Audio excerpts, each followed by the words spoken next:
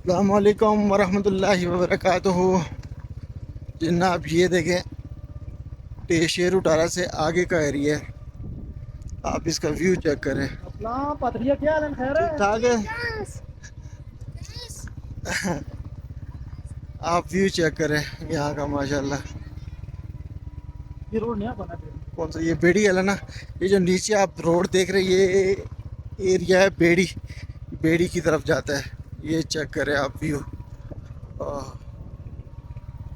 समझ ही नहीं आ रही कि आसमान किधर है हम किधर। हाँ कोई पता नहीं है कि आसमान से ऐसे लग रहा है कि ऊपर आए हुए हैं या आसमान के बराबर में है, कोई समझ नहीं आ रही। ये देखें आप लाइव मनाजिर आपको हम दिखा रहे हैं।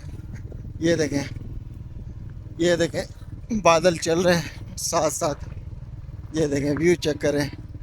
ये देखें यहाँ तक तो था, आगे फिर अब नज़र ही कुछ नहीं आएगा।